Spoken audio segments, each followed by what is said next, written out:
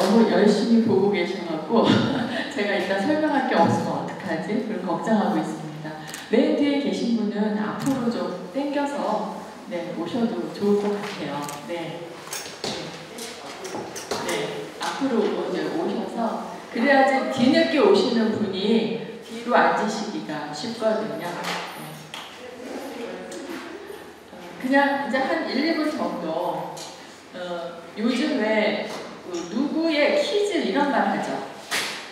누구의 퀴즈, 이제 누구 밑에서 자라는 사람이다. 이제 축구 선수 같은 경우에는 박지성 퀴즈, 옛날 차범근 퀴즈 해갖고 그 사람의 영향하고 그 사람의 어떤 그 훈련장에서 같이 한 사람은 그 사람이 키웠다 해갖고 하죠. 저는 어떻게 보면은 박정희 대통령의 퀴즈였나? 좀 그런 생각이 좀 들었었어요. 왜 그랬냐면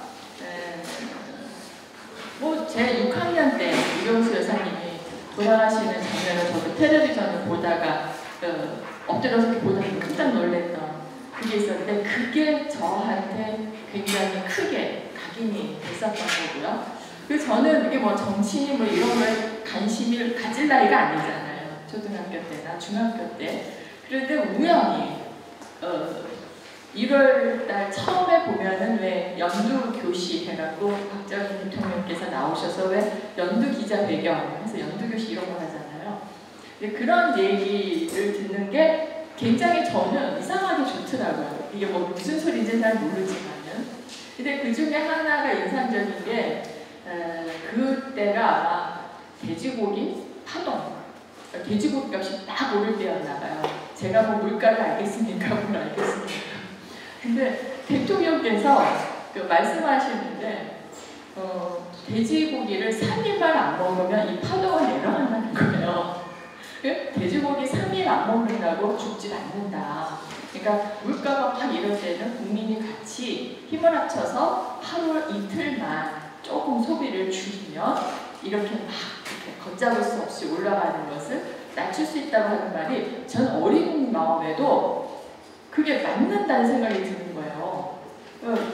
그렇지 한 하루 이틀 고기 안 먹는다고 우리가 매일 고기 먹었던 것도 아니잖아요. 근데 왜 물가가 오를지 저는 그런 건 잘 모르지만은 그냥 대통령이 말씀하시는 그 말이 저는 아마 대통령이라는 느낌이 아니라 그냥 그 동네 제가 이제 모르겠어요. 그러니까 우리 부모님이 다 이북에서 내려오셔서 가족이 없었거든요. 그러니까 그냥 그 분의 얘기가 누가 조금 연세 드신 분의 얘기처럼 친근하게 들렸던가 봐요. 그런 게 이제 인상적이었고 제가 초등학교 때까지 공부를 조금 했는데 중학교 가서 점점 성적이 떨어졌어요. 근데 어떤 활동을 했냐면 중학교 처음 들어갔는데 제가 그때 조금 우리 어머니가 아프셔서 시골 가서 살아서 제가 서울에서 자취를 할 때여서 시골 가서 살다가 6학년 때 서울 올라와서 서울서 살다가 잠시 시골로 내려갔다가 다시 이제 서울 와갖고 지냈는데 처음 이제 중학교를 딱 들어갔는데 그 스포츠 소년단이라는 게 만들어졌대요. 이경수 여사님이 돌아가시고 나서 나중에 봤더니 박근혜 총재가 이제 그 스포츠 소년단을 하는 거였어요. 근데 저는 그걸 모르는데 스포츠 소년단을 모집하는 저는 그런 거 잘 모르잖아요. 근데 우리 담임 선생님이 저를 이제 추천을 했나 봐요. 근데 저는 그걸 몰랐다가 한 아이를 다른 선생님이 추천을 하니까 선생님이 아니라고 얘를 추천을 한다고. 그래서 제가 그 스포츠 소년단을 가게 됐어요. 근데 나중에 저는 스포츠 소년단 3년 동안 그래서 리더를 하게 돼요. 갑자기 제가 무슨 선수 생활했던 사람도 아니고 이렇게 스포츠를 잘하는 사람은 아닌데 우리나라에서 꾸미는 보이스카우트 같은 스카우트 같은 활동을 그 스포츠 소년단에서 하고 싶었었나 봐요.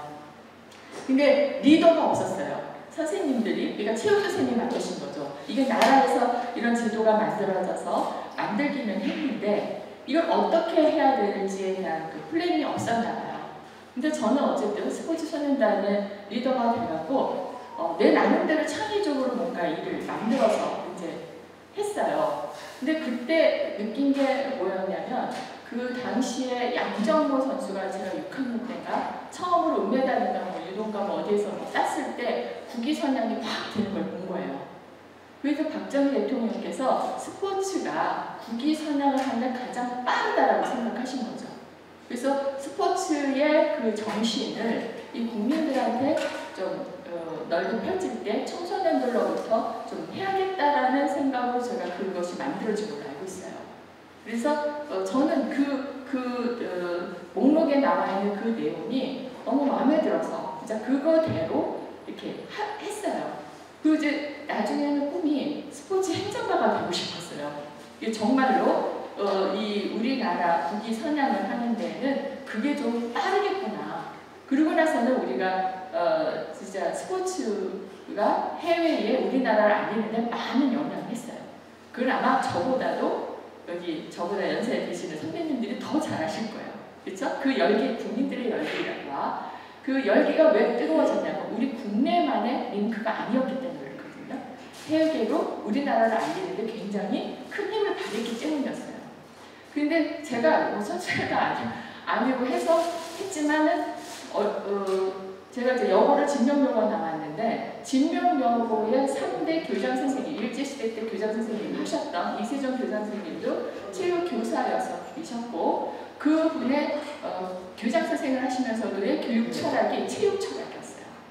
그거를 알았던 거는 제가 뭐 일제시대 때 그 교장 선생님을 하셨던 이세정 교장 선생님을 아시겠어요? 그분이 돌아가시고 나서 25년 뒤에 그분의 어떤 기록을 모아서 회고록 같은 거, 회고록이라기 좀 그렇지만 그분의 기록을 모으는 작업을 저한테 맡겨져갖고 제가 30대 초반에 그분의 기록을 모으는 일을 했어요. 근데 그러다 보니까 우연히 그분이 교육 철학이 이 체육 철학에서 맞다는 걸 알았고 그것이 나는 우연히 이 일을 맡았는데 증명해서 서로들 안 하려고 하다가 저 이제 그 모임에서 지금 동문회 모임에서 막내인 저한테 그냥 그 일이 떨어졌을 뿐인데 참 적합한 사람한테 왔던 거예요. 그러니까 박정희 시대 때부터 스포츠 교육이 우리나라를 강국으로 만들고 이것이 교육에 굉장히 필요하다라는 교육 정책을 펼치셨던 그래서 거기에 영향을 미쳐서 스포츠 행정가가 되고 싶었던 꿈을 가졌던 사람이 비록 스포츠 행정가는 되지가 못했지만 어떻게 우연히 그걸 갖고 교육 철학을 갖고 진명을 이끌으셨던 교장 선생님의 회고록을 쓰게 돼서 그분의 교육 철학을 쓰는데 아주 도움이 됐어요. 그래서 그러고 난 다음에 이제 문학을 이제 이렇게 또 이제 우연찮게 하게 됐는데 한참 한 3년, 4년 전에 박근혜 대통령 탄핵되고 많이 힘든 시기에 어느 문학단체에서 저한테 유경수 여사와 문학에 관해서 그것도 시조에 관해서 세미나를 해달래요. 아무 기록이 없거든요. 그거는. 그런데 갑자기 문학단체에서 해달래요. 그런데 저한테 올 때에는 저부터 먼저 안 부르거든요. 분명히 좀 더 그 한 사람들한테 갔을 텐데 그 누가 유경수 여사의 문학을 건들 수 있었겠어요. 관심들을 갖고 있었던 사람들도 없었고 기록이 없으니까 일단 인터넷들을 뒤져보거든요. 인터넷에 유경수 여사 문학 연관된 내용은 아무것도 검색이 안 나와요. 그러니까 어느 문학단체의 발행인이 다 뒤져보니까 아무것도 없어요. 그러니까 이걸 못해 라고 했대요. 그런데 그 시조시인협회에서 왜 그거를 해야겠다 생각했냐면 유경수 여사님의 고향에 있는 분이 이 행사에 지원을 주겠다는 거예요. 그러니까 이거를 맡은 교수가 그 지원금을 받으려면 유경수 여사와 문학이 뭔가 연관이 있다는 내용을 좀 해야 될 거 아니에요. 지원금을 받으려면. 그러니까 그 사람을 찾는데 없으니까 이제 내가 평상시에 유경수 선생님을 좋아했다는 것을 느끼고 있었던 그 교수가 저한테 연락이 온 거예요. 근데 저는 아무런 그 정보도 없고 그거에 관한 건 없는데 다른 거 없었어요. 유경수 여사님 말 한마디에 알아보겠다 했어요. 그래서 알아본 게 아는 교수님한테 얘기를 했더니 여기 박정희 문화재단에 그 연결을 해주신 거죠. 그래서 여기서 자료를 찾아보니 제 가슴을 두드리는 자료들이 나왔어요. 자, 유경수 여사님은 뭐 상문을 좀 쓰신 거는 있으셨겠지만 그분이 문학적으로 뭘 하신 건 없어요. 그러니까 문학인들이 볼 땐 내가 그 세미나는 거짓말이다. 제가 소설을 써서 하나 발표를 할 것 같다라고 봤어요. 근데 저는 어떤 근거에 의해서 유경수 여사가 문학적으로 지원을 하신 분이다라는 것을 거기다가 언급을 해갖고 발표를 했어요. 그래서 그것이 유튜브로 1시간 방영이 되고 그로 인해서 문경에서 연락이 왔어요. 국한정보원에서. 자, 유경수 여사는 그 자료가 그렇게 없음에도 불구하고 그 정도 했으니 문경은 박정희 대통령의 첫 번째 근무지다. 그러니까 박정희와 문학을 좀 해달라고 그랬어요. 아이고, 이제 더 큰 숙제를 맡은 거예요. 그래서 이제 그때부터 다시 이제 우리 여기 와갖고 자료를 더 찾고, 그때 이제 물론 유경수 여사님의 문학을 할 때 거의 유경수 여사님이 문학적 활동을 할 수 있을 때 영향을 끼쳐주신 분이 박정희 대통령이라는 걸 알고 있었어요. 물론 이 분이 문학에 관심을 갖게 된 거는 박목월 시인과의 관계 때문이에요. 박목월 시인을 통해서 교육을 받았어요. 그러면 유경수 여사님은 왜 그 교육을 박목월 시인한테 받았냐? 본인이 문인이 되기 위해서? 아니에요. 이분은 문학만이 아니라 철학, 그 다음에 일반 경제학, 정치학, 그 다음에 뭐 어떤 군사학이나 이런 것들도 전문 관계를 전부 부르셔서 공부를 하셨어요. 강의를 직접 들으신 거죠, 전문가로부터. 그러니까 정규 교육처럼 공부를 하셨대요. 그렇게 공부를 하시는 중에 한 수업이 문학이었던 거예요. 그래서 이제 박목월 선생님으로부터 이제 수업을 받고 이렇게 할 때 박정희 대통령과 박목월 시인하고 유경수 여사님이 같이 차담을 했다라고 하는 내용이 어디에 있는 걸 봤어요.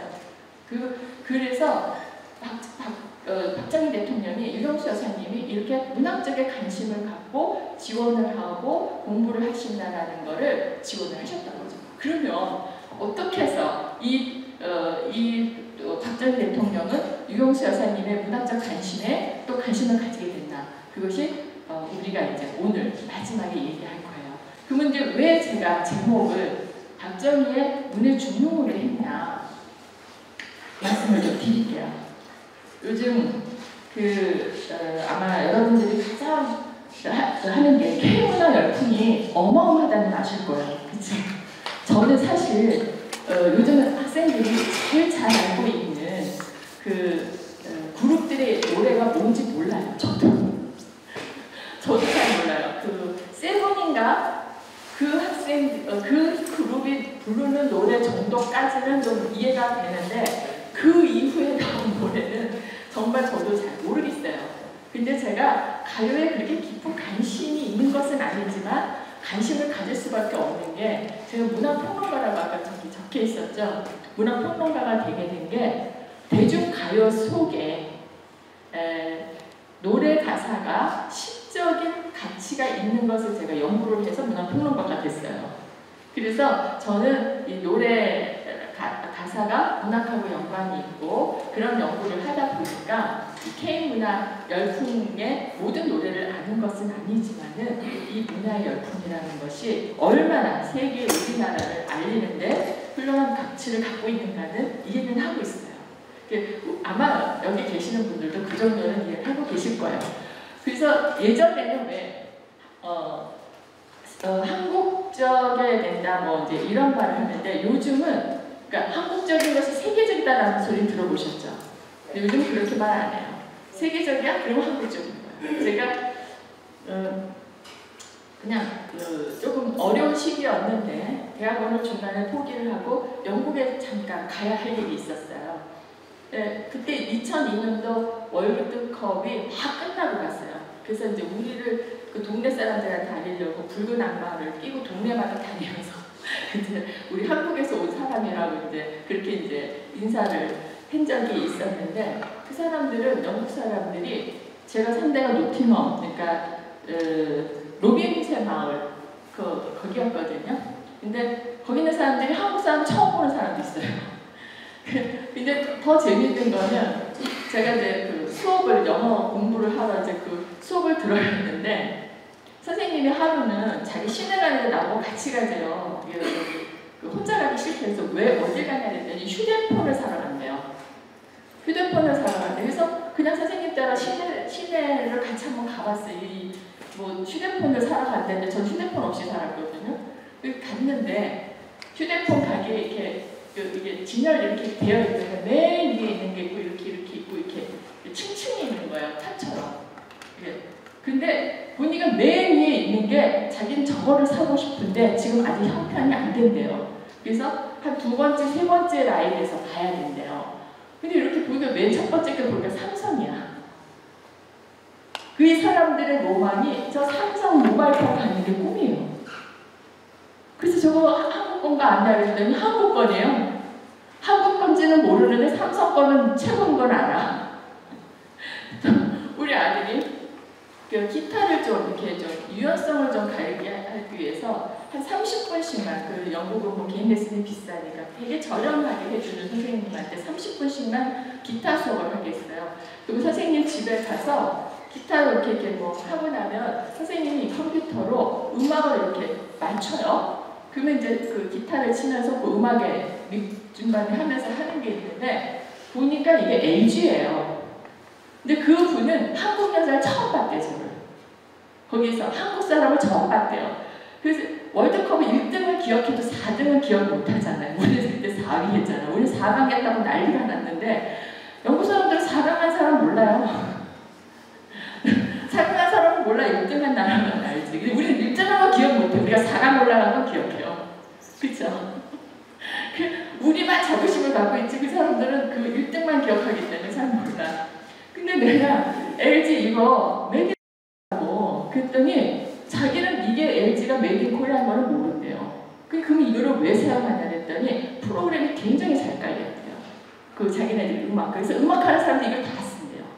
그 해서 요거를 가서 연주하는데 쓴다는 거예요. 그래서 내가 참 재밌다. 한국은 모르는데 우리나라 제품이 최고인 건 알아. 물론 공항에 가서도 보면 삼성 텔레비전이 다 있고요. 그 다음에 노팅엄 대학에서 공부하는 애다면 거기 뭐 작은 이제 컬리지에서 공부하는 애들이 기숙사 생활을 하잖아요.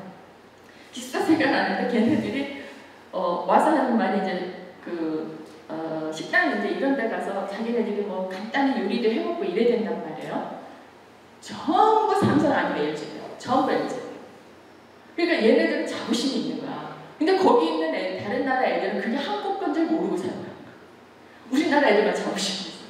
그러니까 자기 집 부엌처럼 쓰고 있는 거예요. 거기를. 그래서 우리들이 그 당시만 벌써 28년, 20년이 됐는데 그때만 하더라도 우리나라의 제품과 이런 문화가 세계적인 것이다라는 걸 알았어요. 그래서 예전에는 한국적인 것이 세계적인데 이제는 세계적인 것이 결국은 한국적이었다라고 제가 이렇게 얘기를 해요. 그래서 더 이상의 얘기는 필요가 없는 것 같아요. 이제는 이거에 대한 설명은 그만큼 그 K문화 열풍은 세계적인 바람을 일으켜서 지금 세계 지도에 보면은 코리안 푸드가 아주 유행이고 그 다음에 이제 K-팝, 뭐 남미는 뭐 말도 못하죠. 이 남미 쪽 이런 부분은 그 다음에 뷰티 쪽도 그렇고 뭐 지금 유럽 애들 난리 났잖아요. 남미하고 유럽 애들을 신처럼 우리나라를 여기잖아요. 그래서 우리가 왜 옛날에 비틀즈 오면 난리 나고 뭐 누구 오면 난리 났던 것들이 지금 그렇게 일어나고 있어요. 그거는 이미 다 알고 있는데 왜 제가 이 설명을 이렇게 장황하게 하냐면 이걸 하게 된 게 그 이수만 씨, 박진현 씨, 방 씨, 특히 요즘 방시혁 씨 때문에 이렇게 됐는데 이수만 씨가 시도를 했어요. 90년대 H.O.T를 데뷔시키면서 이거를 이제 해외 시장을 노리기 시작을 했고 박진현 씨가 이제 원더걸스 노바디 뭐 이거 하면서 미국에 조금 했는데 크게 성공하지는 못했지만 어쨌든 시도는 좋았어요. 요즘 이제 그게 뜨게 된 게 그 박진현과 같이 일했던 방시혁 씨가 이제 그 BTS로 K-팝으로 전 세계를 지금 휩쓸게 됐어요. 이게 어떤 거였냐면은 이 BTS 음악이 외국 사람들한테 뭐가 중요했냐면 자기네에서 볼 수 없었던 걸 본 거예요. 그러니까 우리가 볼 때는 노래가 다 외국 거를 흉내냈다고 생각하잖아요. 근데 그렇지 않아요. 2019년도인가 노벨 문학상 받은 게 뭐였죠? 그때 밥 딜런의 노래가 타갖고 깜짝 놀랐죠. 노벨 문학상 하면 문학인데 왜 어떻게 노래를 한 밥 딜런 팝 가수가 많냐고요. 그거 생각해 보셨나요? 예?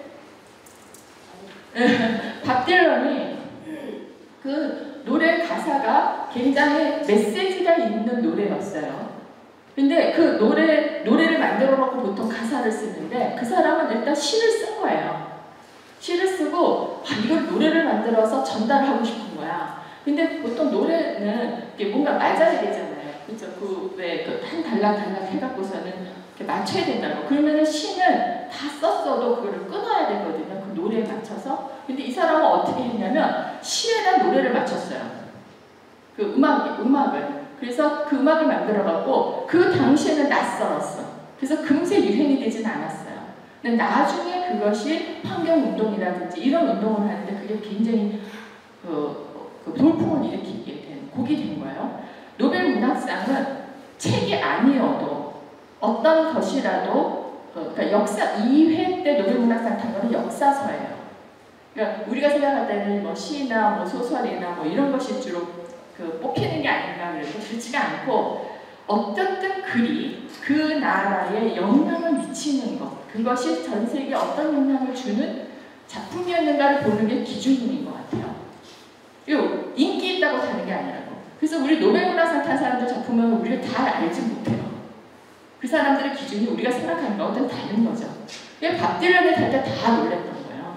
그 문학하는 사람들은 자존심 상했던 거죠. 왜? 우리나라 사람들은 또 약간 가사 노래 쓰는 사람들 약간 룩다운해서 노는 게 있거든요.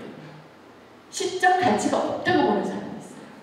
우리가 좋아하는 노래 중에 모닥불 있으시죠? 모닥불 피워놓고 그 쓴 사람이 박건호라고 하는 작사가인데 그 사람이 히트곡은 엄청나요.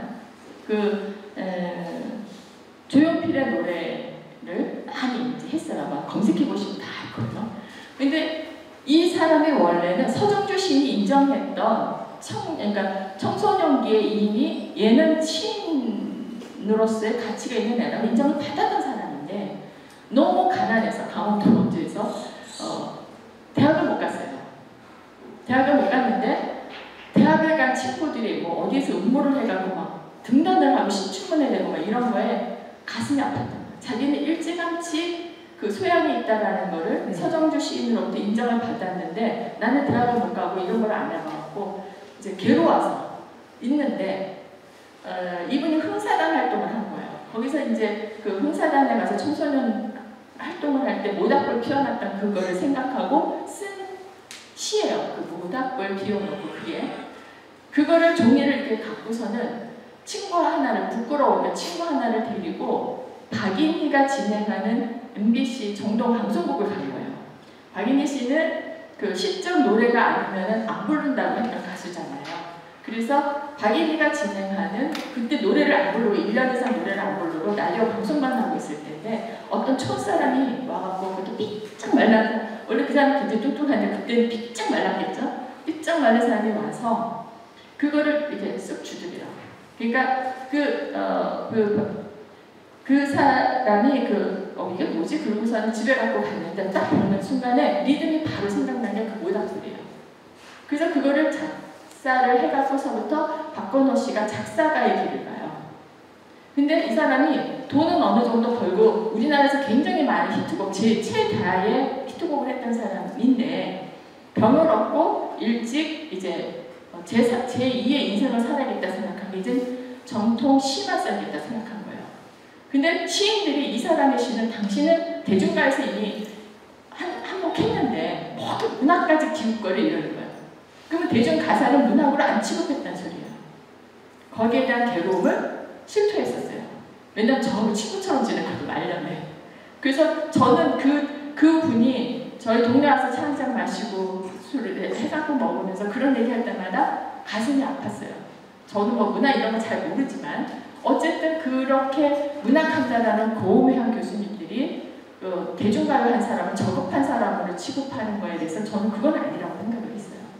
그래서 관심을 갖게 된 게 대중가요 속에 가사가 시적인 것일 수 있다는 것인데 그러한 것들이 BTS가 그 K-팝을 일으키는데 도움이 됐던 거예요. 걔네들의 가사가 우리가 일반적으로 세계적으로 봤던 그런 가사가 아니었다는 거예요.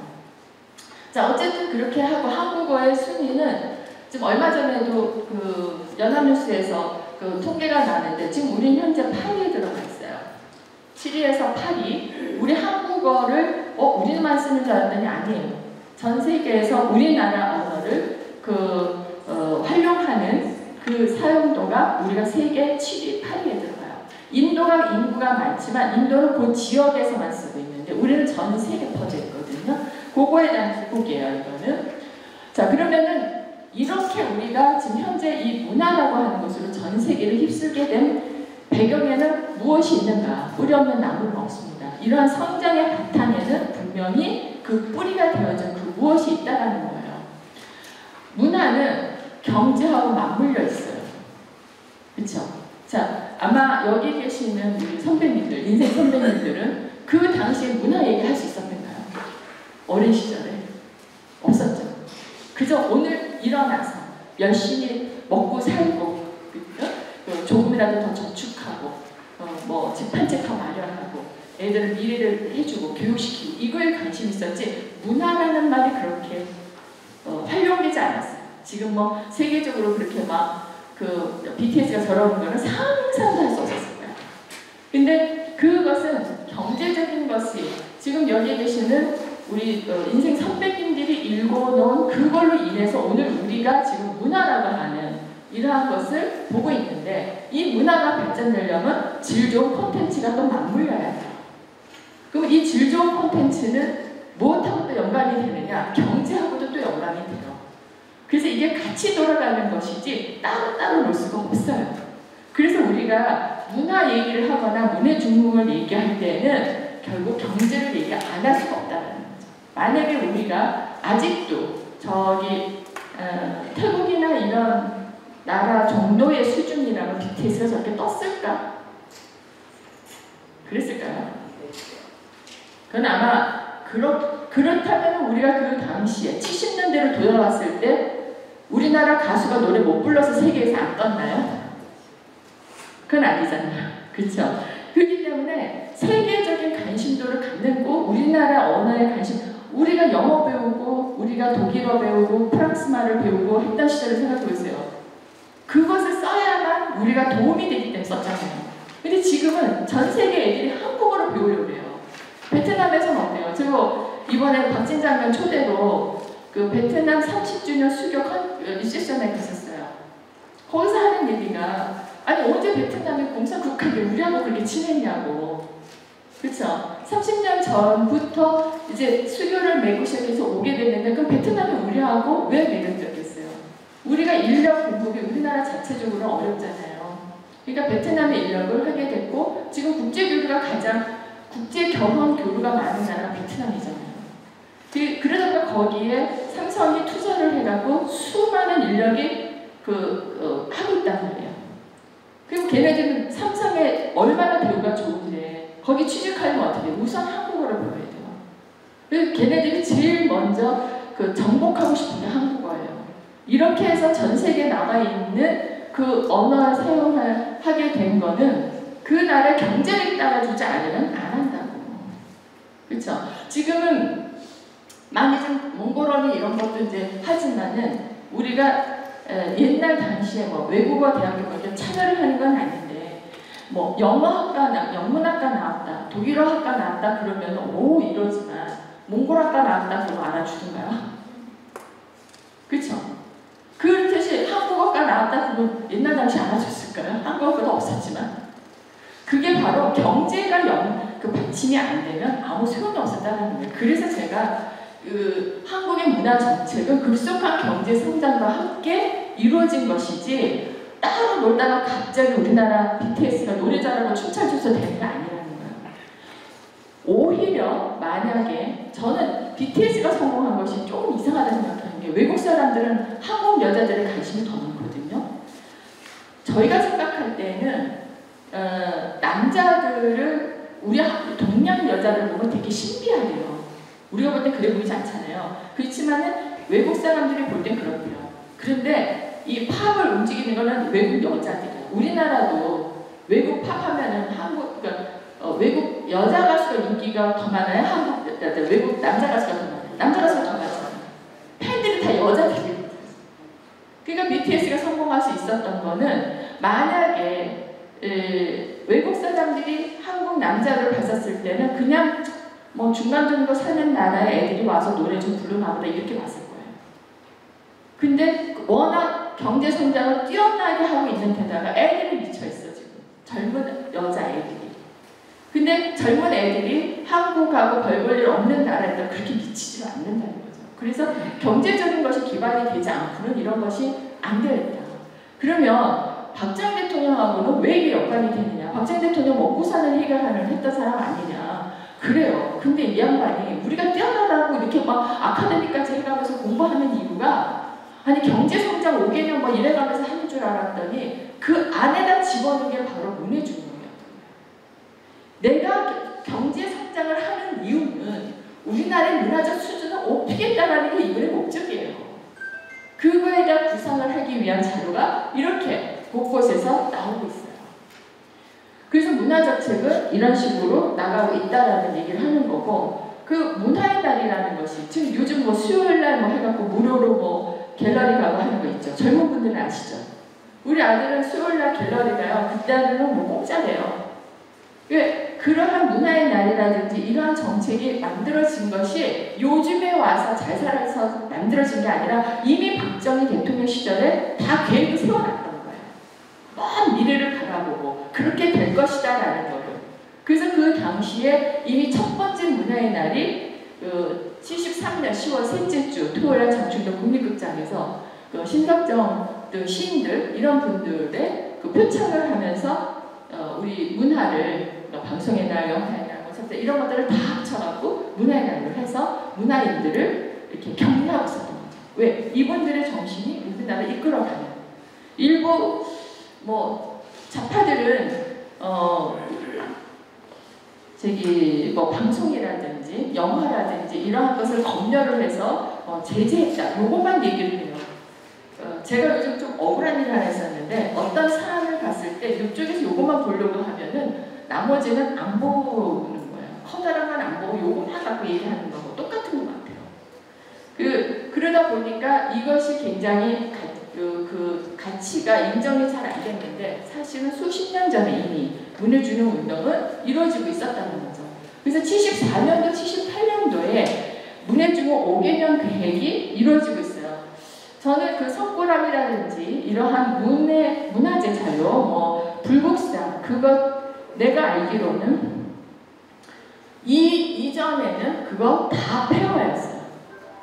자, 박정희 대통령이 제일 먼저 한 것이 아산, 뭐 천충사 뭐 이런 데서부터 불국사, 석가탑, 다본탑 아무튼 문화가 될 만한 옛 그러한 것들부터 다 복원 작업하는 일을 하셨어요.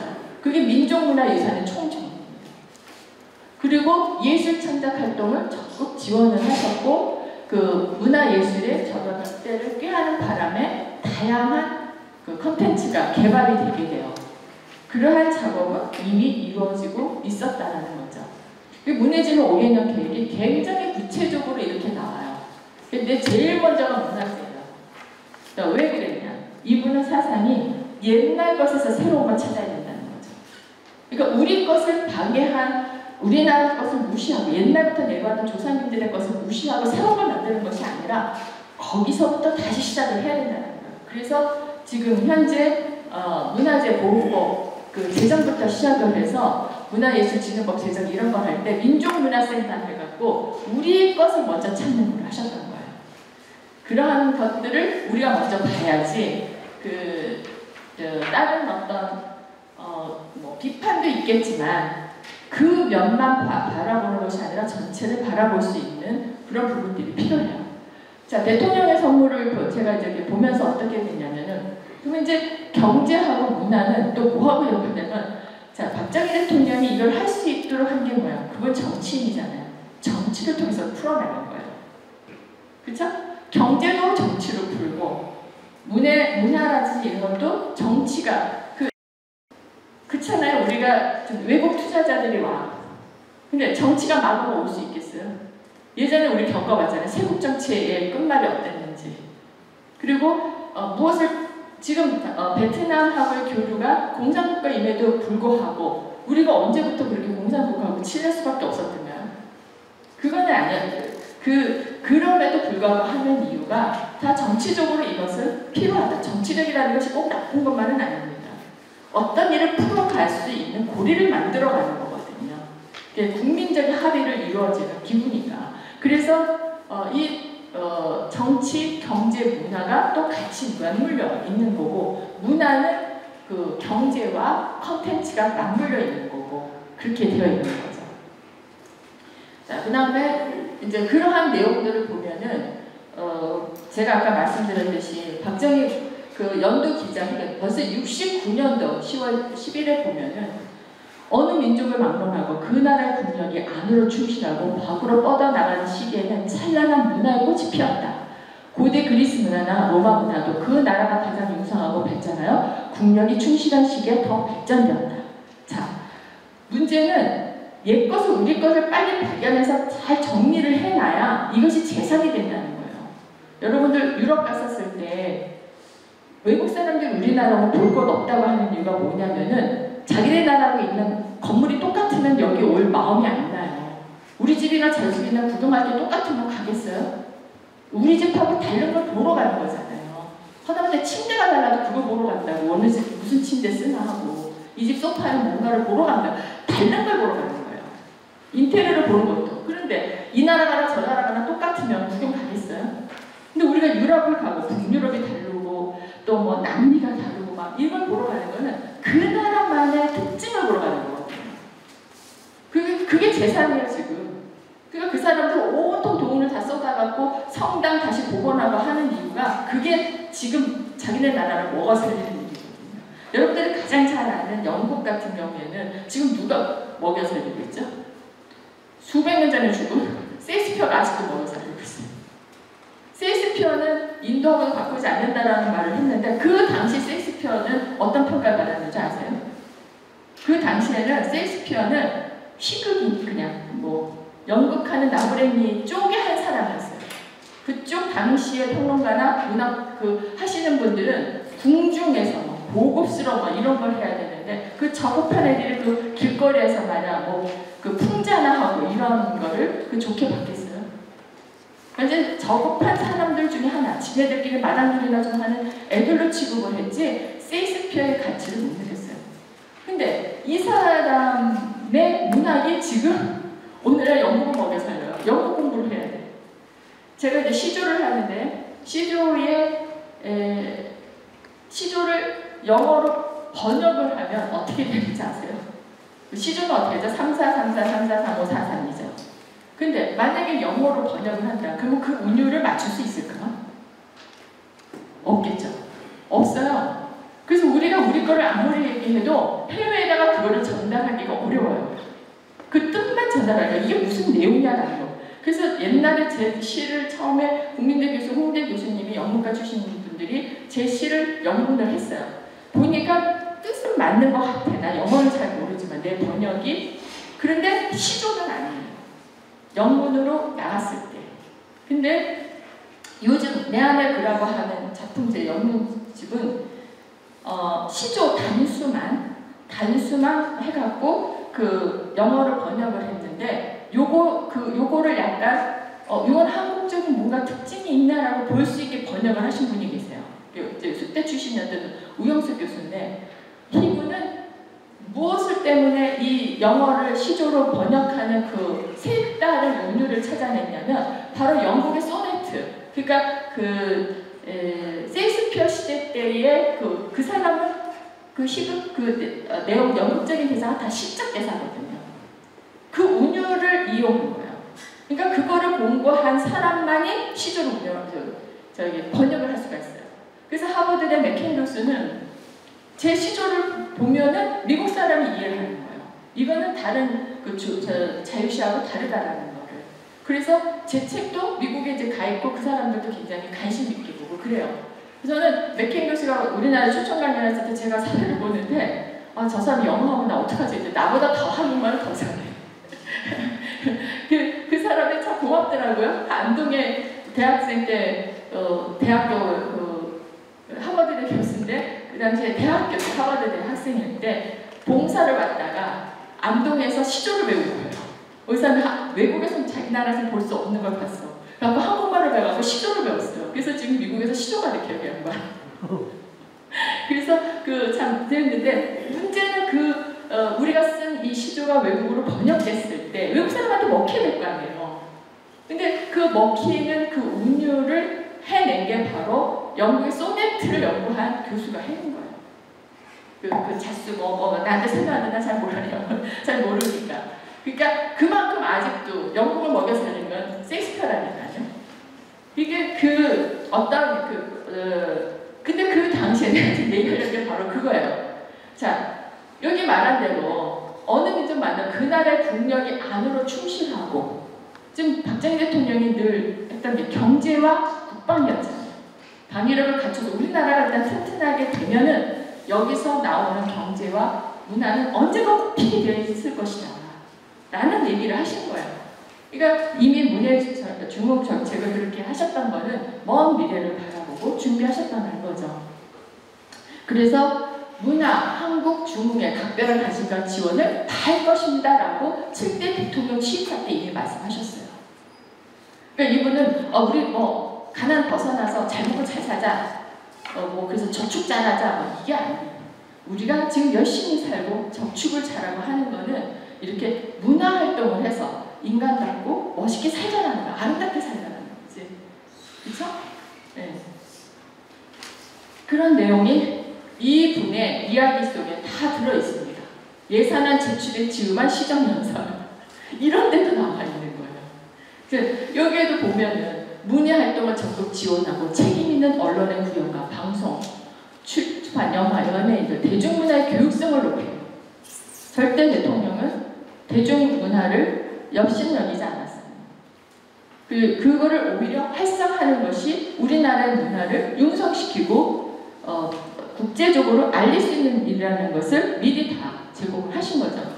그렇기 때문에 문화시설을 확충하고 문화예술 인구 저변 확대하는 문예중흥운동을 전개해 나가고자 합니다 하면서 예산 짤 때도 얘기하시는 예산 짤 때도 예산안을 제출하면서도 우리가 이 예산을 만들 때는 국가 운영하는 살림을 할 때는 일부는 다 문화에 들어간다. 왜? 이건 지금부터 해야 되는 일이야. 나중에 돈 다 벌어놓고 해야지. 우리 보통 배불고 난 다음에 해야지. 그때 되면 아파서 못한다니까요. 옛날 어른들이 하시는 말 있잖아요. 두 달이 힘들 때 할 때 나갔다 와라 이러는 이유가 돈 벌어서 나중에 하지 그때 힘없어서 못한다는 거잖아요. 그러니까 박정희 대통령은 지금 우리가 열심히 하는 이유가 무엇인지에 관한 것을 굉장히 멀리 높이 보셨다는 거예요.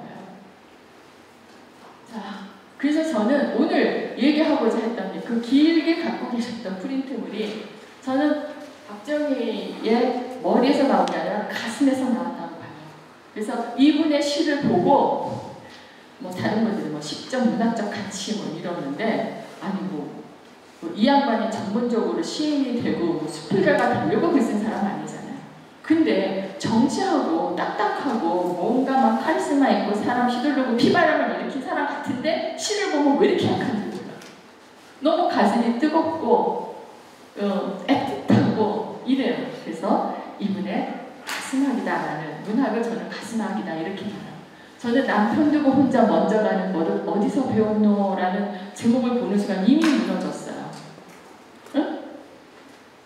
기신의 우용수 여사 어떻게 당신이 나를 두고 먼저 갈 생각, 그 양반이 뭘 갈 생각을 해. 이게 굉장히 둥글게 은유적인 표현이에요.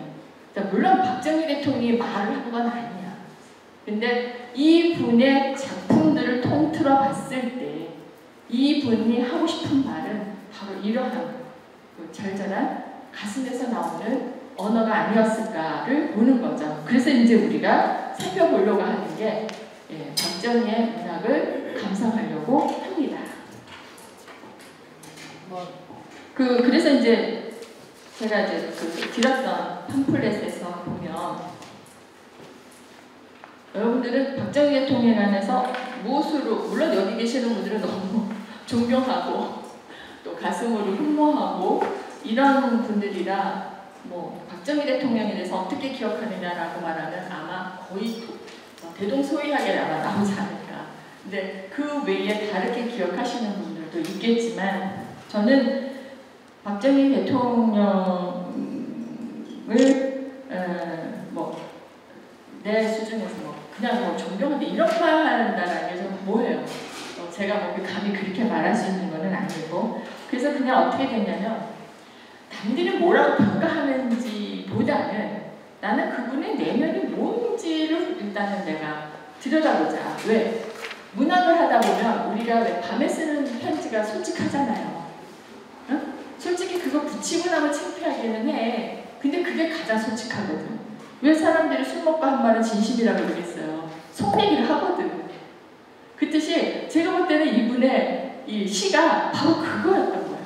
그 속을 가장 볼 수 있는 겉에서 보여지는 카리스마 있는 박정희 막 그 군복을 입고 막 뭐 이렇게 개혁을 일으키려고 했던 그런 사람이 아니라 우리가 늘 많이 봐왔던 막걸리를 마시고 그것도 물론 사진 찍기 위해서 할 수도 있어요.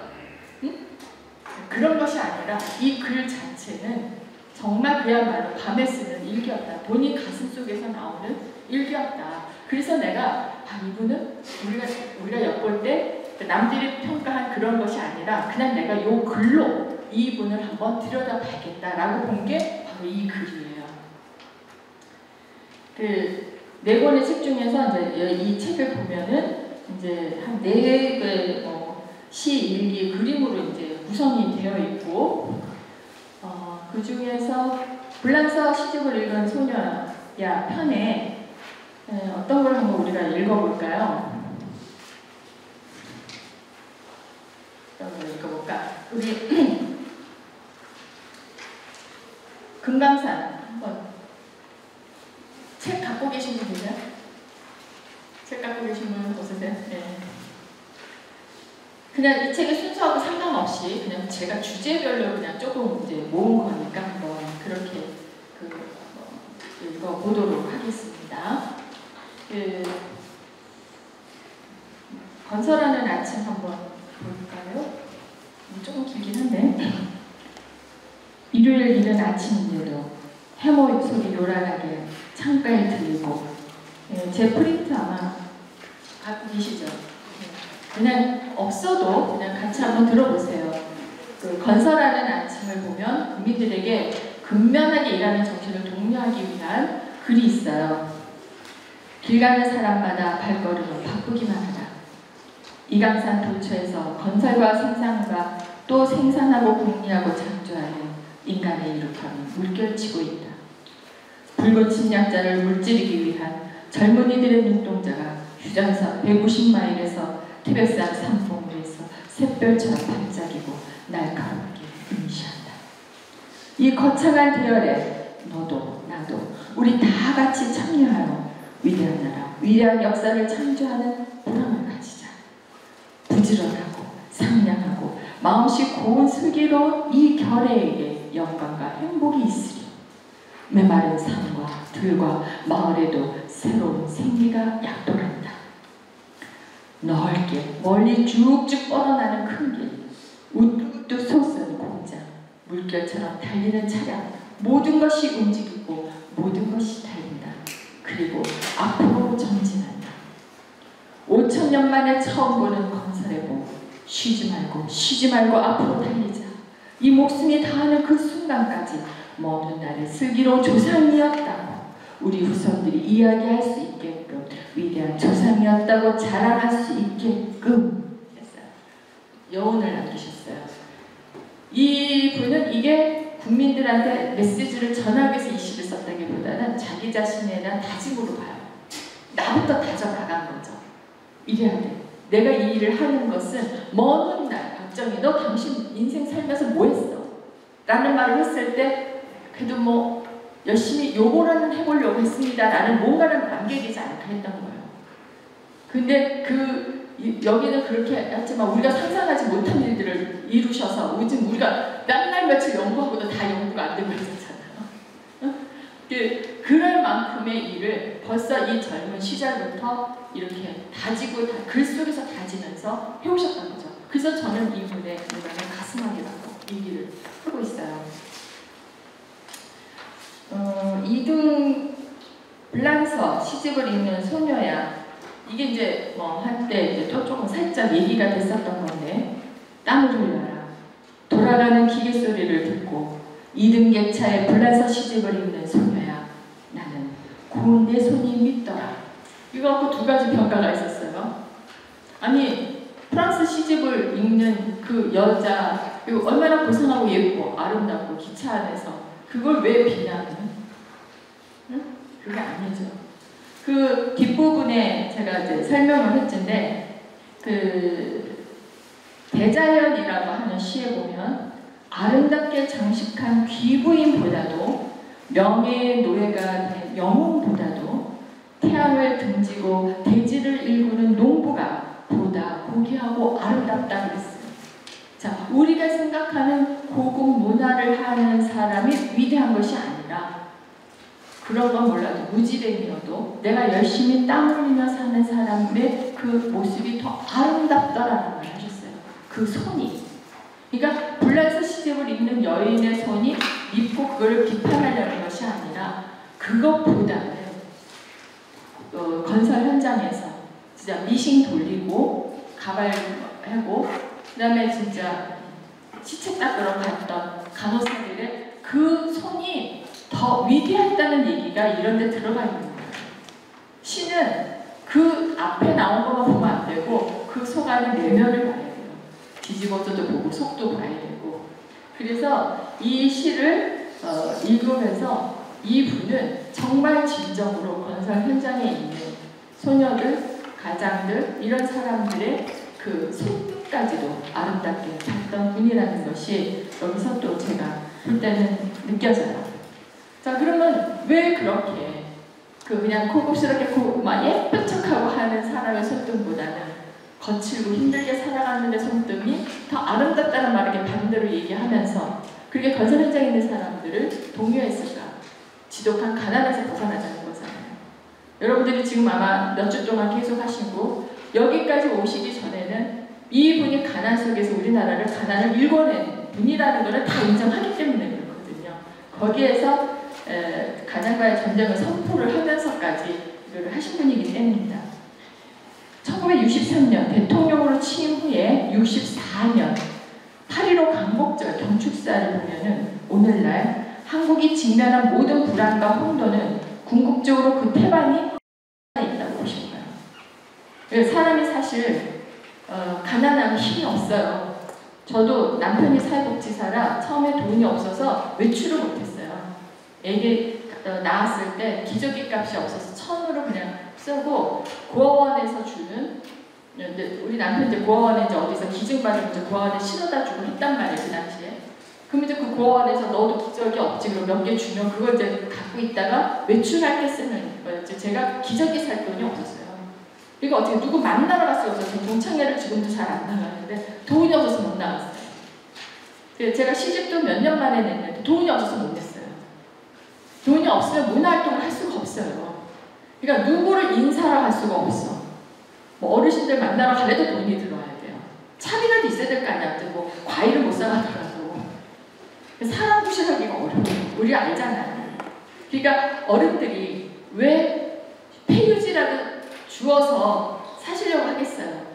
손자들 오면 그렇게라도 벌은 돈을 할아버지가 준 돈이야, 할머니가 준 돈이야 하고 사람 노릇을 하고 싶었던 거예요. 이게 돈 없으면 안 된다니까요.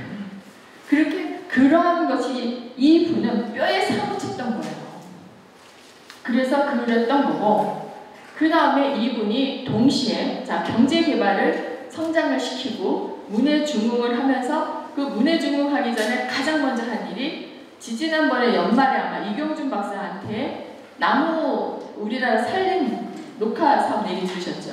네. 이경준 박사하고 저하고 사무실이 서로 이렇게 마주보고 있어요. 이경준 박사님이 우리나라의 그 산림 녹화에 대한 모든 기록을 지금 유네스코 유산으로 올리려고 기록 유산을 올리려고 지금 노력하고 계신데 그나마 열변을 토하지 않으시던가요?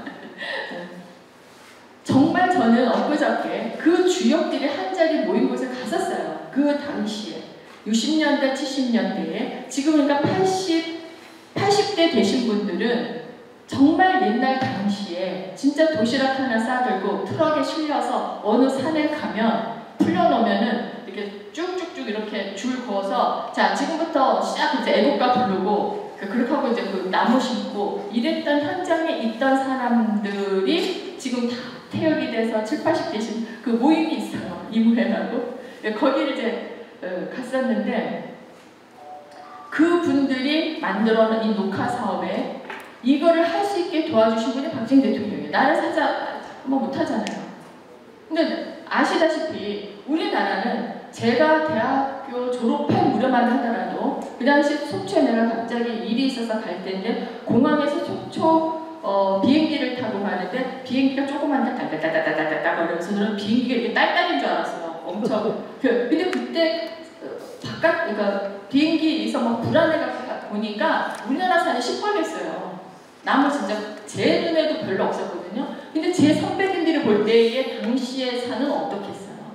근데 제가 알기로는 부산 전쟁이 끝나자마자 미국에서 전문가들이 우리나라 국토를 봤는데 우리나라가 50년이 지나도 제대로 이거를 건설해내기 어렵다라는 판단을 받았단 나라예요. 근데 지금 이용주 박사님이 말씀하시던가요? 우리나라 산림과학이 전 세계 4위예요. 그 기술력이.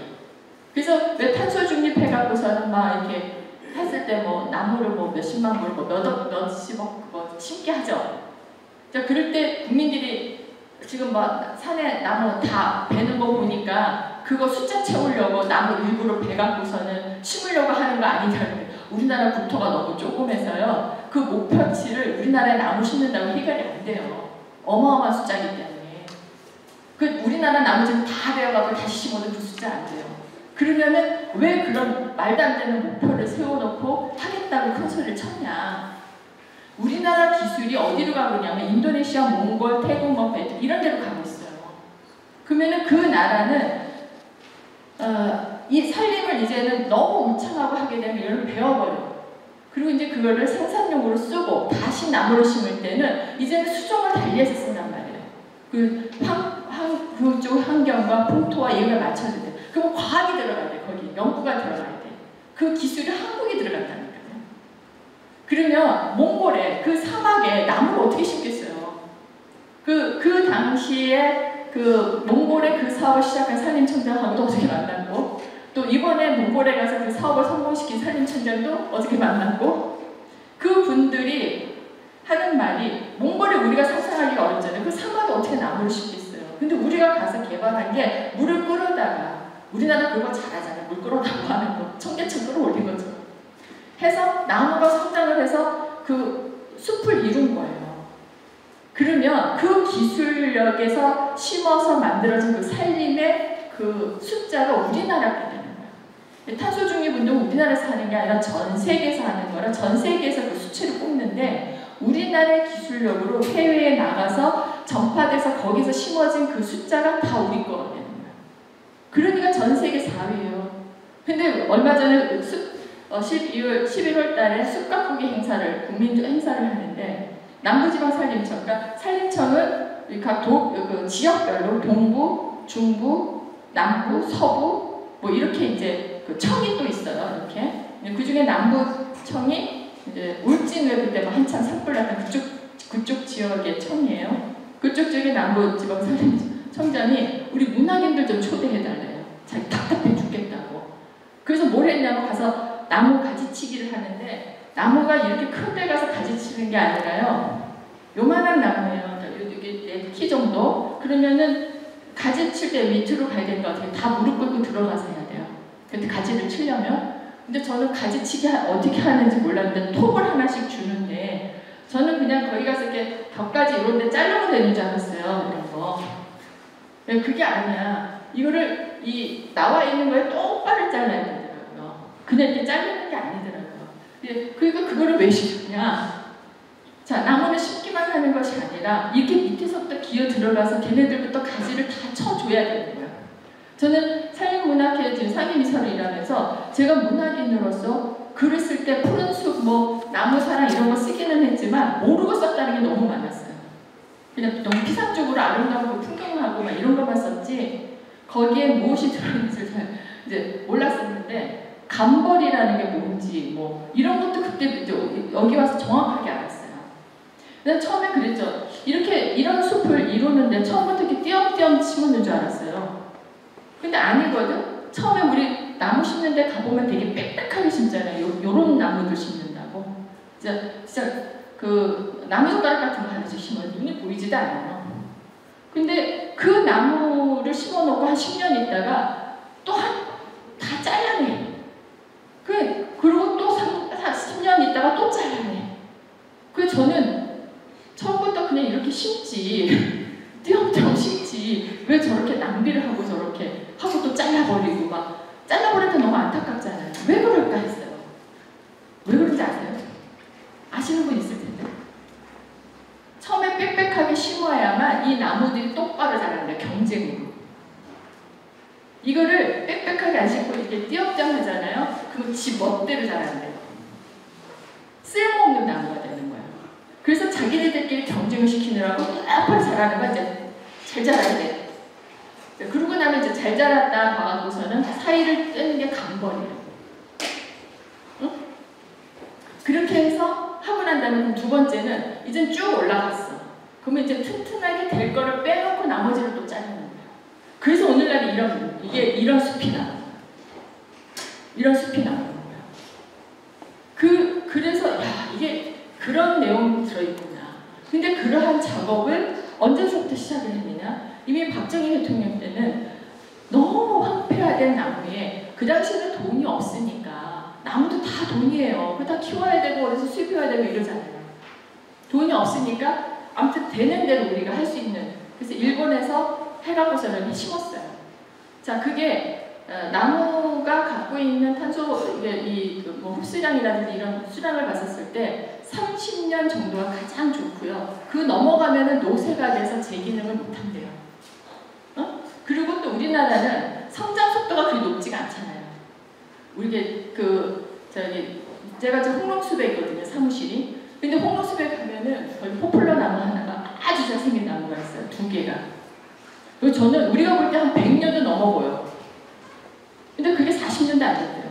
그 나무 수종은 외국 거야. 미국 거죠. 그러니까 그거는 그렇게 자라는 수종인 거예요.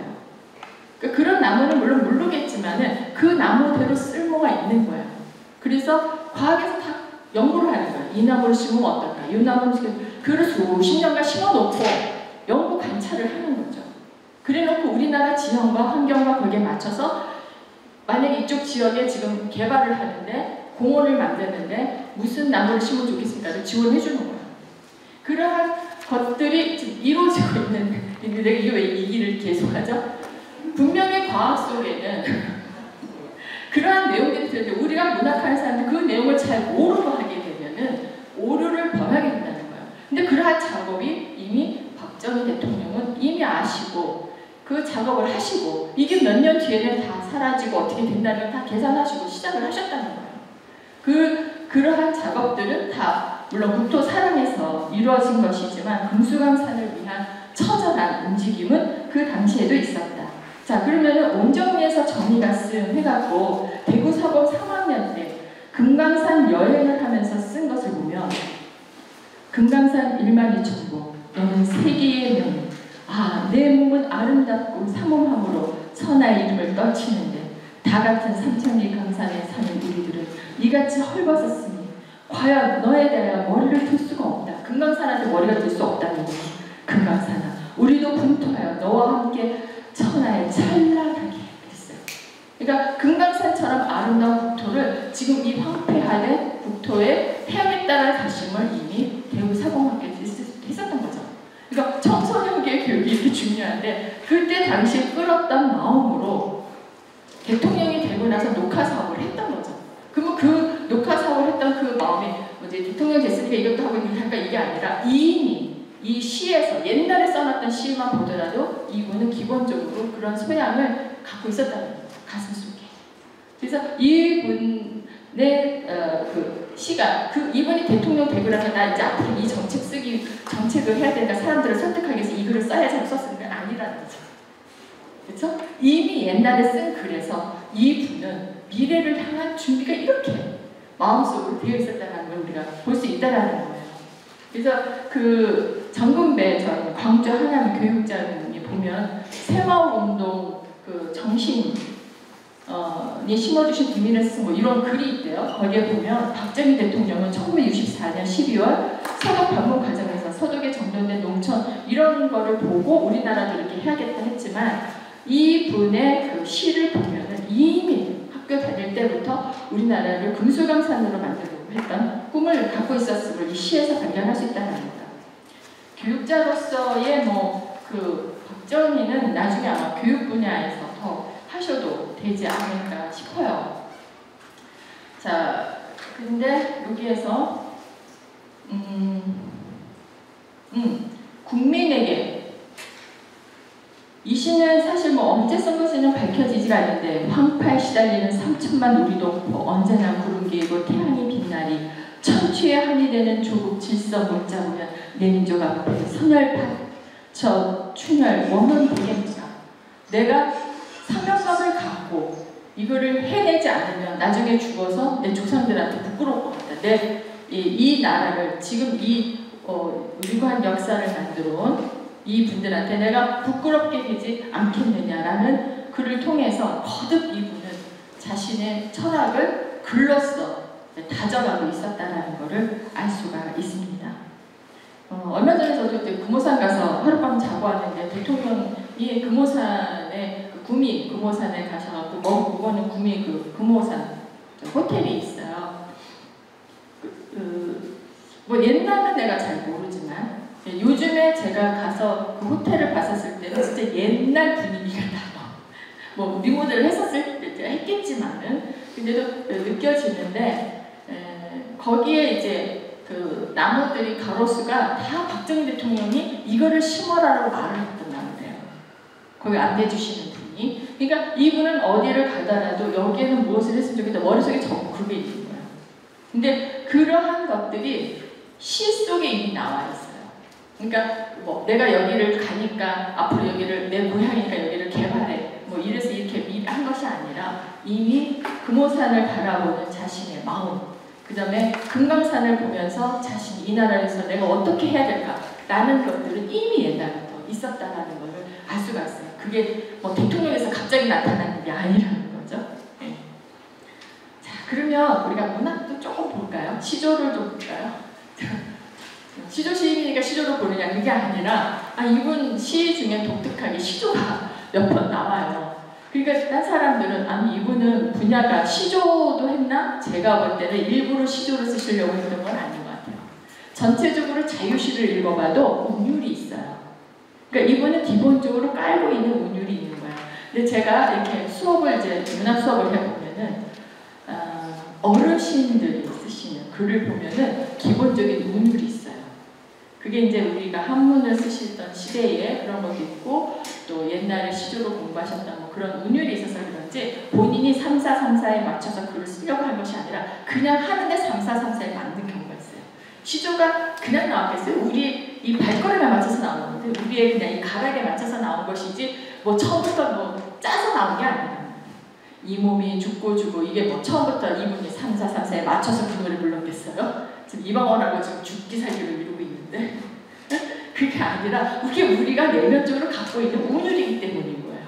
그래서 저는 박정희 대통령의 시조를 보면은 이분은 원래 이 운율이 있는 거예요. 딴 사람들은 그거를 그냥 시로 봤는데 저는 시조가 보이는 거예요. 그래서 뽑았어요. 시조가. 그 문학적 운율을 보면 그런 게 있어요. 자, 남들은 무심할 님은 나라 걱정했고 남들은 못 미친 생각 님은 능히 생각했어 거북성 만드신 뜻을 이어받도옵니다. 자, 응보가 응보라는 발 이렇게 한 번씩 하는 듯이 뭐 남들은 무심할 듯 남의 나라 걱정했고 이게 응보거든요. 이게 시조 운율이에요. 근데 이분은 시조에 맞춰서 다 한 건 아닌데 이것만 보더라도 시조적인 운율을 갖고 있다는 거예요. 이거는 시조의 완성이 다 되진 않았어요. 맨 마지막 종장에 보면 거북선 만드신 뜻을 여기까지 맞아요. 3, 5 이건 아주 정확하게 맞아요. 밭도 옵니다 할 때 뭔가 하나가 빠졌어요. 그래서 그거까지가 이분은 시조를 쓰려고 한 것이 아니기 때문이라는 얘기를 하는 거예요. 요거는 이제 한국시조작가협회에서 친필로 수록된 바가 있고 이게 이제 거북선이라는 작품 작품이다 해갖고 이건 이제 번역해갖고 우리가 시조 작가협회에서 번역해서 외국으로 내보낼 때 번역을 해서 보낸 적도 있습니다. 또 왜 우리가 잘 알고 있는 한산섬 달밤 밤에 수루에 홀로 앉아 큰 칼 옆에 차고 기쁜 씨름하는 차에 어디서 있어 보면 남해를 끝나는 너무너무 잘 알아요. 근데 이 시가 박정희 대통령의 가슴을 끌어안게 했나봐요. 그거를 읽고 본인이 이제 뭐 끌어안아서 쓴 이제 약간 패러디 같은 시가 바로 한산섬 수루에 올라 우리님 얼마 애타신가 그 증성 그 마음 내 사랑 나라 살림 맹세코 통일과 번영 이루고야말이라. 이건 정확하게 시조예요. 마지막에 보면 맹세코 통일과 번영 3, 5 이루고야 4, 3 하리라. 마지막 종작이 다 마지막 시조거든요. 3, 5, 4, 3. 그래서 이 작품은 이제 공예식품 경매품에서 해서 발견이 된 작품인데 이분이 그 충무공 이순신 장군의 성역을 했던 이유는 정말로 그 당시 나라가 위기에 있을 때 모든 것을 바쳐서 했던 충무공의 정신을 본인이 받으려고 했던 거죠. 그런 것은 이미 문학 속에서도 시 작품만 보더라도 이분이 얼마나 그런 것을 끌어안고 있었던가 가슴으로 그거를 느낄 수가 있어요. 저는 저기 아까 소개했던 작품 중에 대통령의 선물이라고 하는 게 누가 썼는지 기억은 안 나는데 박정희 대통령 그 아산 그 현충사의 현판을 박정희 대통령이 썼잖아요. 그 우리나라 그 주요 그 유적지의 현판이 제일 많은 게 35작품인가 33작품인가 박정희 대통령이 친필로 되어 있어요. 그래도 글씨 좀 쓴다 했던 김대중 대통령은 4개인가 있고 그 다음에 글씨 좀 썼다 하는 김영삼 대통령 하나도 없는 걸로 알고 있어요. 자, 그것만 보더라도 그러한 문화적 그런 것에 손은 안 댔다는 거예요. 우리 보면은 우리 옛날 유적지에 가보면 영조의 친필해갖고 이렇게 있잖아요. 누각 같은 데 보면 그거는 영조의 힘을 얻어서 그걸 했다는 뜻이거든요. 그래서 그 친필을 남기는 거거든요. 그리고 박정희 대통령이 그만큼 많이 남긴 거는 그만큼 그 일을 했기 때문에 남기는 거예요. 그렇죠? 그분이 한 일이 아닌데 거기다 갖다 붙여놓겠어요? 이거는 내가 있을 때 만들어 놓은 곳이오라고 옛날에 임금님이 표시하듯이 대통령으로서 표시를 한 거죠. 그런데 그 현충사를 잘 지어놓고 나니까 그 집은 좋아. 옛날 조그만 그 이순신 장군을 모셔놨던 사당보다 그쪽 집안에서 봤었을 때는 얼마나 훌륭하겠어요. 대통령이나 뭐 잘해줬으니. 그러니까 대통령 현판을 딱 달았는데 그 현판을 떼길 때 그러면 그 집안은 그 현판을 뗄 것 같으면 그 현충사로 오지 않으면 되잖아요. 그렇잖아요. 자기네 원래 있었던 사당 가서 제사 지내면 되지. 여기 와갖고 이거를 띄고 가냐고. 그 며느리가 그랬대요. 저는 그 책을 읽으면서 그게 좀 이해가 안 가더라고요. 그러니까 그 책 제목이 뭐냐면은 차라리 하지 말아라. 아예 오지 말아라는 거지. 왜 박정희 대통령이 만들어놓은 집은 좋아서 그거를 쓰고 싶고 글씨는 떼고 싶어. 없애고 싶어. 그게 말이 안 된다라는 얘기를 쓰는 게 있어요. 굉장히 공감이 가더라고요. 어쨌든 박정희 대통령의 시를 보면은 곳곳에 이순신 장군에 대한 정신을 가슴속에 담고 있었다는 것을 알고 있습니다. 자, 그 다음에 이분은 찢어지게 가난했던 자기 고향과 어머니에 대한 이야기를 또 곳곳에 담아요. 그래도 대통령이 때가 되면 추석 때면은 그래도 시골집에 가셨대요. 갔다가 가끔 이렇게 휴게소에서 이제 이렇게 수행원들하고 할 때 이렇게 울프시기도 하고 그랬나 봐요. 그 중에 보면은 고향에 다녀오다 중에가 75년 9월 21일 일기에 있는 거를 보면 오곡백과 풍성하니 올해도 태풍일세 선영에 참배하여 국태미난 기원하니 날 높이 떠서 이강산을 편죽더라. 옛동산에 올라서니 추색이 가득하네. 흘러간 옛 추억은 여기저기 남았는데 마을사람 10중 8구 낯선 사람들 뿐이더라. 그래서 고향에 다녀오다. 요 대통령에서 권위 이런 거 하나도 없잖아요. 그냥 일반 사람으로서의 마음이 참 다 있습니다. 물론 그 성모 그 마을의 사람들이 얼마나 대통령이 반갑겠어요. 응?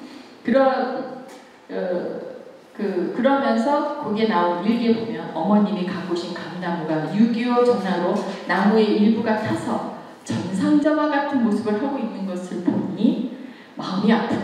그 감을 잘 다시 저장해 두었다가 휴가로 집에 가면 먹으리라 주시던 어머님 생각이 간절하다. 자, 내 집 앞에 있던 감나무가 전쟁의 흔적으로 상처투성이야. 다 하나 상처야. 근데 상처가 없는 그 나무 가지 한쪽에서 감나무가 열렸어. 그러니까 엄마는 그 감나무가 상처투성이지만 그래도 그거를 잘 갖고서 거기서 따는 감나무를 잘 두는 거야. 우리 아들 보고 줘야지 하고. 그걸 먹고 오신 감성을 쓰신 거예요. 굉장히 이런 분한테 그렇게 잔인한 얘기를 할 수 있을까? 진짜 그런 생각이 저는 그냥 이 작품만 읽으면서 느꼈어요. 남들이 못 평가하고 그런 그 사람의 몫이니까 그렇지만 그래서 저는 이런 내용들만 보더라도 이분의 인간적인 부분을 볼 수 있다. 더 가슴이 아팠던 것은 허무함을 말했던 거예요. 그 연두교시 보면 67년 연두교시 보면 허무함이 나와요. 먼 훗날 우리의 후손들이 오늘에 사는 우리 세대가 그들을 위해 무엇을 했고 조국을 위해 어떠한 일을 했느냐고 물을 때 우리는 서슴지 않고 조국 근대화의 신념을 가지고 일하고 또 일했다고 떳떳하게 대답할 수 있게 합시다. 지금 뭔가 자기 이 뜻이 잘 안. 우리 그렇게 삽시다. 이왕이면 어차피 이 세상 한번 태어난 거 이 황폐한 이 국토에 태어난 67년도를 생각해보세요. 저 63년생인데 나는 그 당시 내 국토가 어떤지 모르세요. 어르신들은 아시잖아요. 근데 그 당시에 그 국토를 보고 대통령이 할 수 있는 거는 가난한 나라에서 마음대로 어떻게 할 수 있는 거예요. 그저 국민들을 독려하는 수밖에 없어요. 가꾸자고. 그래서 저는 새마을운동이 이러한 가슴에서 또 나온 것이 아닌가 그래요. 자, 그렇게 막 독려하는 가슴 속에 한 남자는 굉장히 고독감을 느끼고 있었으니 다음 시에서 나타나요. 담배 연기와도 같은 인생이요. 원래 골추신 걸 아시죠? 우리 원장이 대표님께서. 하늘도 자고 땅도 자고 사람도 잠자는 고요한 밤. 벌레소리 처량이 들려오는 어두운 가을밤. 길게 내뿜는 담배 연기만 어둠 속에 흡수되어버리고 캄캄한 어둠 속에 한없이 헤매고 찾아도 담배 연기처럼 걷잡을 수 없는 길고 고요한 가을밤. 길고 아득한 유구한 역사 속에 찰나의 생명을 연결하는 인간이 그러나 찰나에 사라질 담배 연기처럼 사라져버릴 인간이라는 것을 알면서도 찰나가 기쁘고 찰나가 싫다는 것을 인생이라 일컬으면서도 몹시도 허둥지둥하는 것이 어리석고 가혹구려. 담배 연기와도 같은 인생이여 호호창창한 예의 역사의 그 속에 무한한 기대와 희망조차 없이 그러나 막연히 기다려지는 인생의 삶. 지구는 돌고 역사는 가고 세월 흐르고 인생은 늙고 밤이 가면 내일의 새날이 온다는 것은 가을밤 어둠 속에 사라지는 연기처럼 삭막한 인생의 부질없는 노릇이요. 51년도에 굉장히 가슴은 뜨겁고 뭔가 자신이 무엇을 어떻게 하려는 것이 잘 이루어지지 않고 그러면서 또 해야 된다라는 이 뜨거움을 또 갖고 있고 그래서 담배를 피시면서 이런 글을 쓰셨구나. 그래서 한 그 고뇌가 느껴집니다. 자, 재해에 관한 시도 마찬가지고요. 이제 시간이 없으니까 조금 그런 뒷부분에서 농민만큼 농부의 가슴으로 살았던 흔적도 그런 시에서 바라볼 수가 있습니다. 자, 이제 유경수 여사에 관련된 이야기를 한번 사랑시를 좀 볼까요? 자, 검푸른 숲속에서 맺은 꿈은 어여쁜 꽃밭에서 맺은 꿈은 이 가슴 설레어라. 첫사랑의 노래랍니다.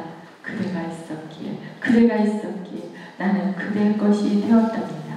그대는 나의 것이 되었답니다. 두 분이 결혼하면서 대구 계산동 천주교 성당에서 혼인식을 올리던 날 신랑 박정현 신부 유경수는 대구 시내 조철아 외식집에서 피로를 가졌다. 이때 이 시를 낭독했다라고 하는데 두 가지 말이 있어요. 진짜 그런 것인지 아니면 박정희 대통령을 만나고 데이트하고 온 날 유경수 여사가 재봉틀을 하면서 뭐라고 시를 막 읊더래요. 그래서 동생이 놀렸어. 언니가 지금 완전 사랑에 빠졌구나. 근데 그때 유경수 여사가 읊은 시가 이 시라는 얘기도 있어요. 어떤 말이 먼저인지 몰라. 그럼 결혼 전인 거잖아요. 그러니까 결혼 전에 쓴 시인지 아니면 결혼할 때 결혼을 위해서 내가 당신 것이 되었으나라고 쓰기 위해서 쓴 것인지는 모르겠어요. 박정희 대통령이 살아계시면 물어볼 텐데겠죠? 어떤 게 먼저입니까? 지금 물어볼 사람은 없지만 어쨌든 이 시를 통해서 이분은 되게 진짜 달달하신 분이었다라는 생각이 들어요. 유경수 여사는 우리가 일반적인 그 조건에서 봤었을 때 박정희 대통령의 그 조건이 썩 좋지 않은 분임에도 불구하고 결혼했다는 사실은 다 아세요. 그렇죠? 그런 거를 갑자기 반복하고 싶진 않아요. 그분은 여자 입장에서 봤을 때 그 남자 어떤 점이 매력이었을까? 그분이 대통령감이어갖고서는 결혼했나요? 그 당시에? 그거 아니잖아요. 조건도 나쁘고 미래가 어떻게 될지도 모르는 그래도 군인인 남자인 곳에 조건이 별로 좋지 않은데 이 멋이고 훤칠하신 이 느씬하신 이 유경수 여사님이 뭐에 반한 거예요? 남들이 볼 때 그렇게 뜯어 말리는 결혼을. 근데 어느 구절을 보면은 이제 식당에서 만나는데 이제 먼저 이제 신발끈을 끄는 그 박정희 대통령의 뒷모습을 봤는데 그 남자의 뒤통수가 멋있었다는 거예요. 믿음직스러웠다는 거야. 그 말이 꾸며진 말인데 어쨌든 저는 그걸 느낄 수 있어요. 그럴 수 있겠다. 우리가 그 어떤 사람의 매력 포인트를 할 때 뭐 남자분들 여자 볼 때 뭐 보는 눈이 있기 때문에 어떤 걸 먼저 본다든지 뭐 이런 거 얘기를 하자면은 고소영이 같이 사는 남자가 누구예요? 장동건이가 여자를 볼 때 보는 데가 어딘지 아세요? 나 그거 보고 그다음부터 바지 입기 시작했어요. 절대 이거 보여주면 안 되겠다. 발목에 발목이 섹시한 여자를 좋아했대요. 고소영이가 발목이 예쁘거든. 그 소리를 듣고 사람이 보는 매력 포인트는 다른 데 있을 수 있어요. 그 뜻이 그냥 만나러 갔는데 구두끈을 풀고 있는 그 남자 뒷모습에 혹 반했다는 거예요. 그런 얘기가 있어요. 그러한 마음에서 호감을 갖고 그 사람을 만났을 때 그 사람과의 대화가 유경수 여사가 평생을 끌고 갈 수 있었던 가슴이었던 거죠. 사랑이었던 거죠. 그래서 이 시는 어쨌든 박정희 대통령이 유경수 여사님의 매력을 끌고 두 사람의 결혼식에서 이거를 얘기할 수 있었던 그런 것이었다. 이렇게 보면 되겠습니다. 그리고 유경수 경포대에서 쓴 시 같은 거, 두 분이 이제 결혼을 했어도 같이 붙어서 살 수는 없었어요. 이렇게 떨어져서 살아서 이제 그 당시 전쟁 중이었으니까 군인이 이제 여기저기 움직이고 다닐 때 박정희 대통령이 심부름하는 부하 직원은 계속 뭐만 시켰냐면 연애 편지만 보낸 거예요. 부인한테 매일 편지를 써서 매일 보내는 거예요. 그 보고품을. 그러니까 유경수 여사는 지금 남편이 어디서 뭘 하는지는 모르겠지만 그 위험 속에 이 나라를 구하기 위해서 군인으로서의 사명을 단단하는 알지만 그래도 소식이 없는 것도 좋을 텐데 그래도 소식을 주는데 달달한 편지가 오는 거예요. 그 힘으로 살았다라는 것이 이런 문화 작품 속에 나와 있어요. 그래서 나중에 그 작품에 대해서 박근혜 대통령도 이 시를 보면 그 경포대라는 시를 보면 언제나 신혼초를 연주할 수 있는 그런 작품이다라는 것을 볼 수가 있어요. 그 다음에 이제 일기에서 보면 미국에서 잠깐 공부를 6개월간 하고 오셨을 때 그때 이제 그네는 나왔고 근영 씨를 갔어요. 배우 있었을 때 저 애가 딸일까 아들일까 막 그게 궁금해하면서 썼던 일기 같은 거, 편지 같은 거 이런 거 일기나 편지도 다 다문화게요. 그 표현에서 그러한 것들에서 우리는 인간 박정희를 볼 수가 있다는 거죠. 그냥 우리가 뭐 어떤 건설 투자자로서의 박정희만이 아니라 가슴속에 진짜 따끈따끈하고 따뜻한 그러한 인간 박정희를 느낄 수가 있습니다. 그 다음에 이제 임신한 아내한테 이름 생각하고 그랬던 것들을 했어요. 자, 이제는 문제는 잊어버리려고 다짐했건만 나라는 페이지 한번 보시면 이제는 슬퍼하지 않겠다고 몇 번이고 다짐했건만 문득 떠오르는 당신의 영상, 그 우아한 모습, 그 다정한 목소리, 그 온화한 미소, 백목련처럼 청아한 기쁨, 이제는 잊어버리려고 다짐했건만 잊어버리려고 하면 더욱더 잊혀지지 않는 당신의 모습, 당신의 그림자, 당신의 손들, 당신의 재치, 당신이 앉아있던 의자, 당신이 만지던 물건, 당신이 입던 의자, 당신이 신던 신발, 당신이 걸어오는 발자국 소리. 이거 보세요. 어디 계세요? 평생을 두고 나에게 여보 한 번 부르지 못하던 결혼하던 그날부터 24년간 하루같이 정숙하고도 상냥한 아내로서 간직하여 온 현모양처의 댁을 어찌 잊을 수가 있으리. 여보라고 부르지 않았던 부인의 그 마음까지도 이분은 다 헤아리고 있었고 돌아가시고 나서 그 감정을 계속 지워버릴 수가 없었던 그냥 대통령 박정희가 아니라 유경수 여사의 남편으로서 한 남자로서의 그 아픔이 잘 느껴지는 그런 것이라고 볼 수가 있습니다. 그래서 이러한 뒤에 그런 그 시들을 보면은 유경수 여사가 돌아가시고 나서 가족들끼리 저도에 갔었을 때도 가족들을 두고 혼자 사라져. 근데 거기 가서도 딴 데 사라지는 곳이 또 다른 건설 현장 같은데 시차를 가잖아요. 놀러 가서도 휴가 기간인데도 원래는 그렇게 대통령이 예고 없이 이렇게 움직이는 거는 쉽지 않은데 그렇게 하셨어요. 그럼 수행원들이 난리 났을 거 아니에요. 왜 그렇게 움직이시냐고 했더니 내가 혼자 갔다 온 게 아니야. 유경수 여사랑 같이 갔다 왔다는 거죠. 이 분은 그래도 그 그리움을 내가 일을 하면서 극복해야겠다라고 하는 것이 그 기록에 느껴져요. 그 마음을 어떻게든 유경수가 내가 지금 절망하면 안 되지.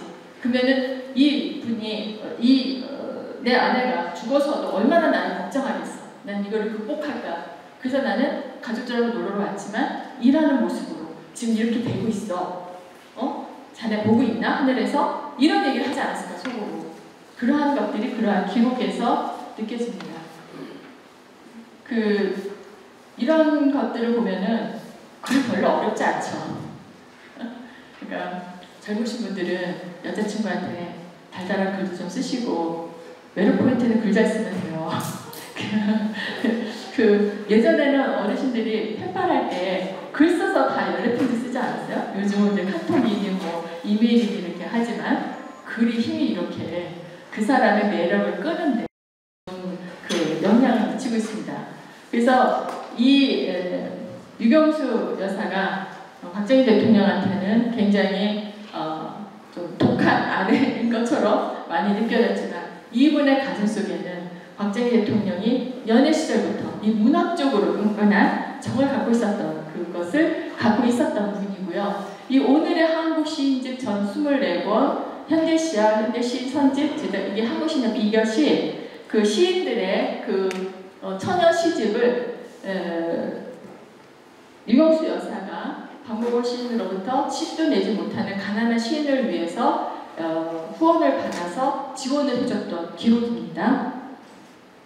이러한 것들을 해줬던 것은 박목월 시인의 영향을 받은 것도 있겠지만은 박목월 시인한테 시를 배우고 그 다음에 시인들을 지원하겠다고 했을 때 박정희 대통령이 그것을 지원할 수 해줬던 것은 두 분이 문학적 그만큼 감성들이 서로 통하고 있었다는 것을 알 수가 있습니다. 그래서 저는 오늘 이 이야기를 통해서 여러분들께 시를 통해서 박정희, 인간 박정희의 가슴을 보셨나요? 라는 말씀을 드리고 싶습니다. 그래서 그 한 인물의 뜨거운 가슴에 담긴 나라 사랑, 인간 사랑, 국토 사랑 이러한 것들이 오늘날에 우리가 K-팝을 열어가고 전 세계 우리가 어디 가서든지 자랑스러운 나라가 될 수 있게 했던 그 뿌리였다.